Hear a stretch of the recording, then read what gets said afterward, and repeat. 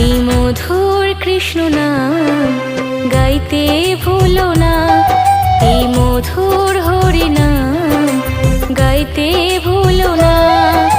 শ্রীকৃষ্ণের দুই চরণ করো গো সাধনা, শ্রীকৃষ্ণের দুই চরণ করো গো সাধনা।